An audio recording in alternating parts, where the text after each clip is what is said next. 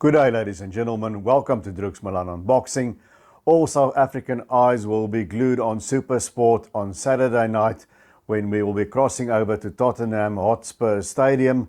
And that will not necessarily be for the main event where Tyson Fury will be defending his WBC World Heavyweight title against Derek Chisora. But I'm talking about the main supporting bout. And that will be Daniel Dubois defending his WBA regular world title.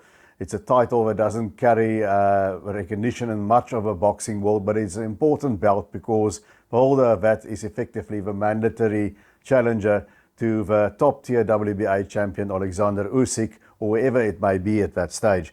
Now, Daniel Dubois is taking on South Africa's own Kevin Two Guns Lerena. Now, if we look at heavyweight history and South Africa's part in it, then we have a history of causing upsets on a big stage. We can think back to the 80s where Gary Coetzee went to Ohio in his first attempt at the title and knocked out Michael Dynamite Dokes for the WBA World Heavyweight title. And then moving forward, Franz Botha, the White Buffalo, went to Germany and scored a much milder upset by outpointing Axel Schulz for the IBF heavyweight belt, although that decision became a no contest because Botha popped positive for illegal drugs. And then we had, of course, Corey Sanders in Germany knocking out the future great Vladimir Klitschko in 2 rounds in a fight that was a massive upset, Ring Magazine's upset of the year, as was Gary Coetzee's win over Michael Dynamite Dokes back in the 80s. It was also Ring Magazine's upset of the year. And that netted Corey Sanders the WBO heavyweight title. Now, the question is, has Kevin Lerena got a shot at beating Daniel Dubois? He was a cruiserweight contender, a top 5 ranked cruiserweight for a long time, had a good run with the IBO belt. The big fights eluded him. We never saw him against Makabu, Breeders or Torticos, those guys. So he's been world class. He's been at world class for quite some time. But we still actually don't know quite how good he is at that very top elite level. And now he is a heavyweight. Will he be able to cope with the size? Because Kevin Lerena is not a big heavyweight. Now, there's been heavyweights before that overcame the size deficit. We can think of Michael Spinks. We can think of Michael Moore, Chris Bird, Evander Holyfield, who became a heavyweight great, David Haye, who had a successful career as a heavyweight as well, and now Alexander Usyk. Now, Lerena is a southpaw like Usyk, but he doesn't have Usyk's amateur pedigree of Olympic gold and all of that. He had no amateur fights, so for him, or very little, I think 1 or 2, for him to be at the level where he's at, to have achieved what he did achieve, is already remarkable in its own right. Now, can he beat Daniel Dubois?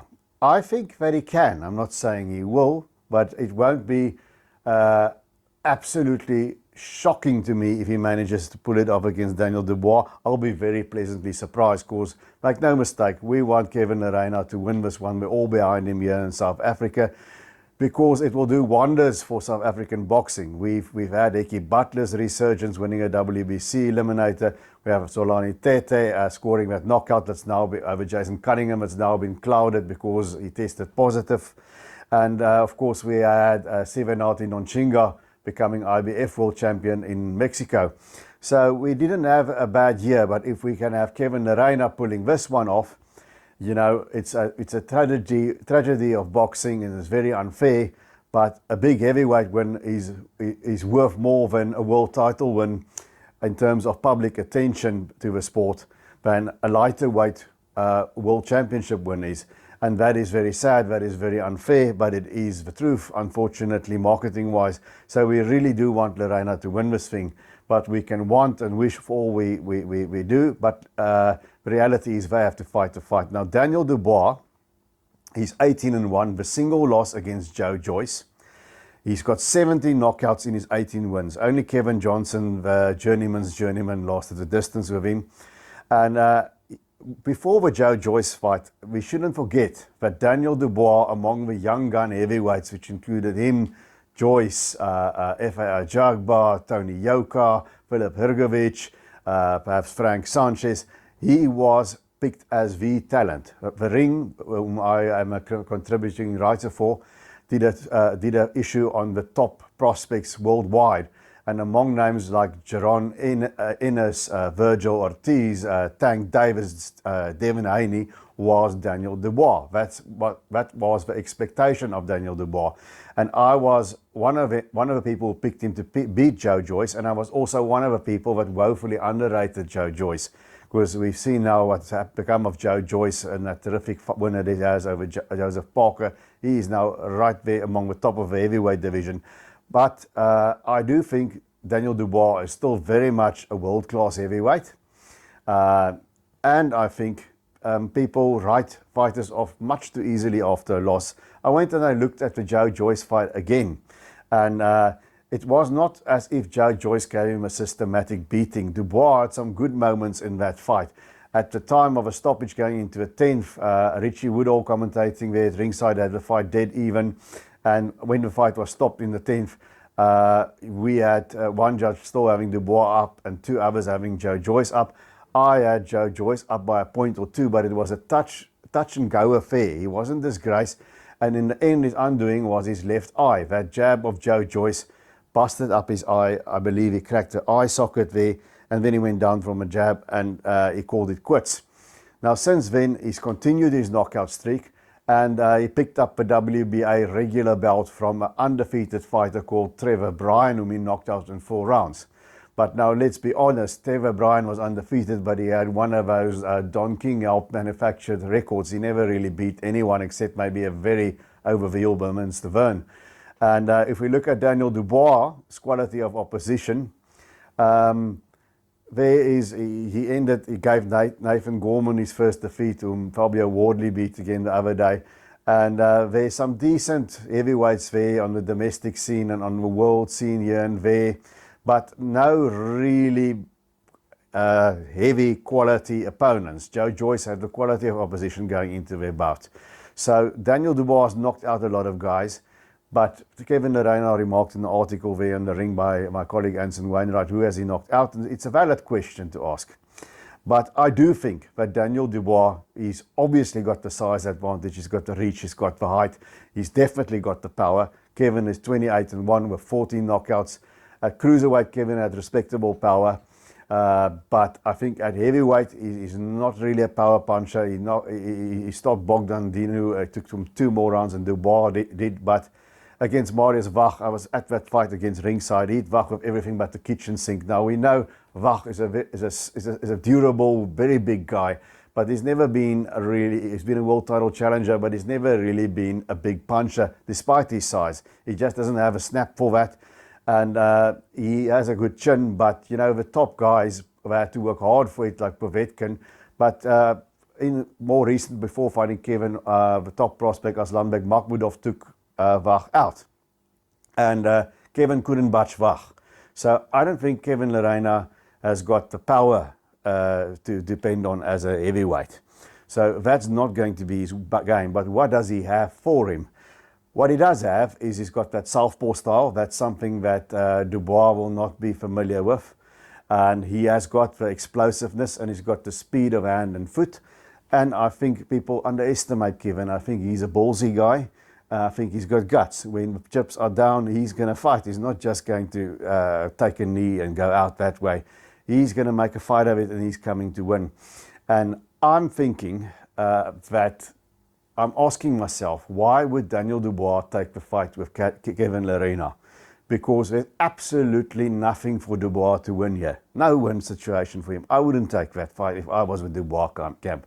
Because if he does anything less than steamroll Kevin Lerena in 4 or 5 rounds and knock him out, like everybody overseas think he's going to do, if he does anything less than that, if Lerena manages to go the distance, if he has a difficult fight before eventually stopping Lerena, Dubois' stock is going to drop and he's going to have a lot of criticism after the fight.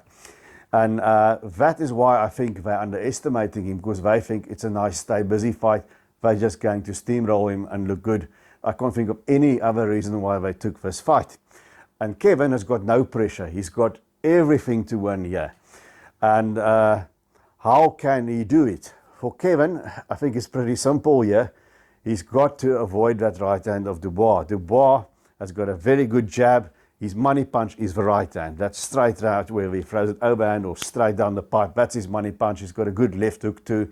But I think Daniel Dubois, he is a little bit predictable. He's started feinting a little bit more, moving his head a little bit more after the Joe Joyce loss. But he's still, you kind of know what he's going to do. He's going to work his jab. He's going to go 1-2. He's going to look for that right hand. He's going to jab 1-2, left hook to downstairs.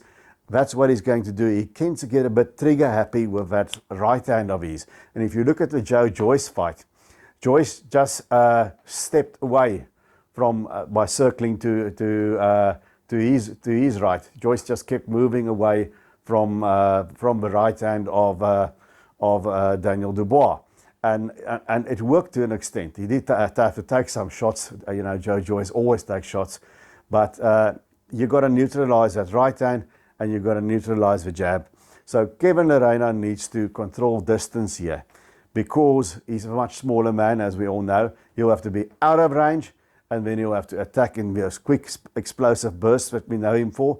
He's got to attack, he's got to hit Dubois with combinations, and most importantly, he's got to step around and then get his distance again, because if he goes back in straight lines, or, Kevin likes to do that Mike Tyson thing where he goes downstairs, upstairs with an uppercut like that. If he does that and he drops his levels up and down very well, he's got to do that, but he's got to be careful that when he pops up out of that crouch, to be on the other side of Dubois, outside of that kill zone, because what I'm afraid of, if he does that and he pops straight up, Dubois he can just take a step back and then nail him. Whether Dubois got that boxing IQ, I'm not so sure. But he's got to attack in bursts, and he's got to win the rounds clearly here. He's got to win 8 out of 12 rounds clearly if he wants to stand a chance of winning a decision. Because I don't think he's got the power to take Daniel Dubois out by way of knockout. Perhaps there is another way as well, and I'll get to that. Besides that, there is one thing. Dev Currer remarked on one of the Facebook posts that Dubois, he keeps his lead hand, his jab hand away from his face, and he doesn't pull it back quickly. Excuse me, and I agree with that. I've also noticed that.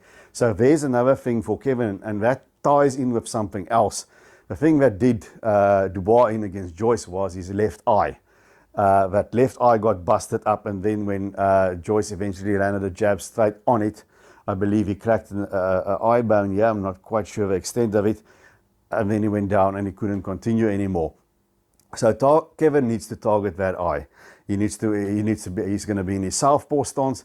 He needs to go to his right, away from Dubois' right, and he's got to watch that lead hand of Dubois going back slowly and use that straight southpaw left right there on the eye of Dubois. Because as we've seen with people like Kell Brook, for instance, those eye injuries, they always tend to come back.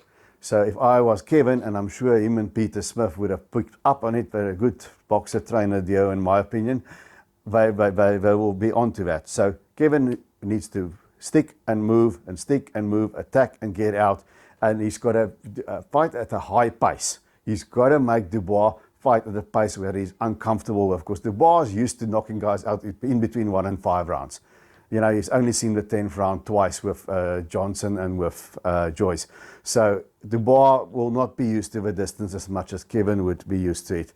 So he's got to make him fight at an uncomfortable pace. And I talked to the former South African heavyweight champion, Jean Roux, the other day at a fight card here in South Africa. And he told me, he's been sparring with Kevin a lot. And he says, the thing with Kevin is, he is rats, that's an Afrikaans word. He's agile, and he's agile from the first round, and in the 12th round, he's still agile. And that is what will be Kevin's one opportunity, that and targeting that eye over the lead of Joyce. Not Joyce, Dubois. And I think that is what Kevin needs to do, win the fight on points or bust up that eye again and force a stoppage that way. And for Daniel Dubois, he's got to not be overconfident. I think he's going to be overconfident, but he's a bigger, stronger man. He needs to work his jab, throw that right hand, but not be so predictable with it. I would, if I was Daniel Dubois, try and target the body of Kevin Lerena a bit, cut down the ring on him, make it uncomfortable, lean on him on the inside, and try and straighten him up with an uppercut. Not be over anxious to score first or second round knockout, because, you know, I don't think he's gonna do that against Kevin, and he's got to systematically break down Kevin Lerena. Of course, he is the bigger, stronger guy. He definitely does have a power. He's a good athlete, as is Kevin, but he's a much bigger guy. You know, that's the one thing that worries me a bit about Kevin Lerena. Of course, I've met him many times in person, and we have an interview or two of him here on my channel. And Kevin is not, for a heavyweight, he's not a big guy. Now, I'm not a big guy, but Kevin is not much bigger frame-wise than me. You know, I'm a pudgy, middle-aged guy, and Kevin is just muscles and jack. But he's not that much bigger than me, Kevin Lerena. And I've met Harry Kutsia, that I've spoken about a year ago. And Harry is an old man now. And Harry is a much bigger guy than Kevin is, you know. And he was champion in the 80s. And Dubois is slightly bigger than Harry. And so there's a big size discrepancy. So yes, the harder they fall, you can say that. But there's one thing that worries me a little bit. Does Kevin, he has got the heart to take the power of a big heavyweight, and will, but does his body, does his frame have the ability to stand up to that power? Because you can only work within the laws of physics, and that's what worries me with Kevin, because in the Marius Wach fight, you know, and Dubois is quicker than Wach, and he's a lot more snappy, he's got a lot more power than Wach. In the Marius Wach fight, there was once or twice in that fight where Wach managed to clip Kevin with a 1, 2, 3, you know, jab, right, and come over with a left hook. And he managed to touch Kevin there. And, you know, if Wach can touch him over 12 rounds at some point, Daniel Dubois is going to find the spot and he's going to bang one in on Kevin. And I wonder what's going to happen there. One shot might not do it, but if he puts in 1, 2, 3, you know, I think it could be a good night for Kevin. That's what worries me about it. Because Kevin has to be perfect for 12 rounds here. Whereas Dubois, a little bit, taking a quote from Deontay Wilder, only has to be perfect for a few seconds here. So that is a big danger factor, and I think it's going to be a very intriguing factor in this thing. So I hope with all my heart that Kevin pulls this off. It will be huge for us in South Africa. But I think anyway, Kevin's going to do a lot better, and he's going to surprise a lot of people there overseas. I think Kevin is going to frustrate Daniel Dubois, but I think he's going to cause him to reset. I think he's going to land a few flush shots that will nail Dubois flush and will look good and will get the crowd going a little bit. But I don't think that he's going to be able to be on point for 12 rounds, you know, unless he can make Dubois tired, unless he can get that eye swelling up. But I think at some point, Dubois is going to find Kevin with a shot in an exchange, and I think that will maybe just freeze Kevin up for that moment that Dubois can come in and rain down punches and finish him and get the stoppage.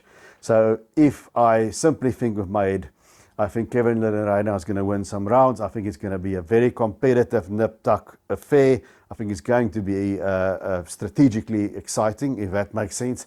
But I do think that at some point Daniel Dubois is going to nail Kevin Lerena, and I think he's just not going to have the frame, despite all the muscle that he puts on it, to stand up to that sustained power, and that's how Daniel Dubois will get a stoppage. I think late-ish, somewhere around round 8, round about there, you know, is what I'm thinking after Kevin gives a very good account of himself. But let's hope I am wrong. I am wrong every now and then.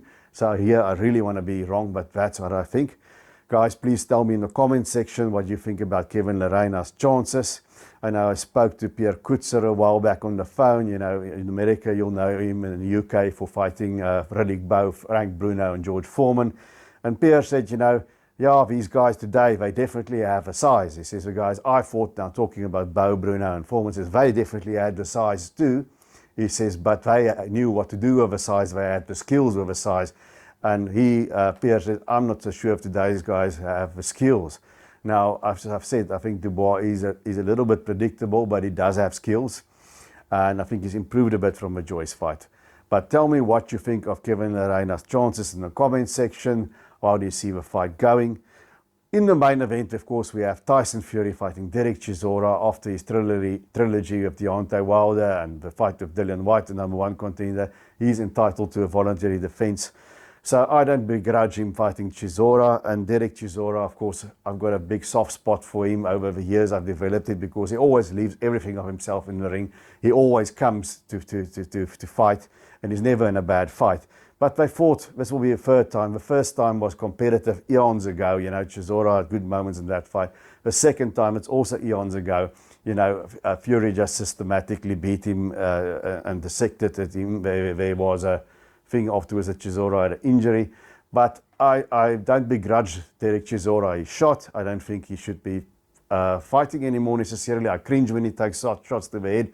Tris Dixon wrote an article about that. But I'm done telling fighters to retire.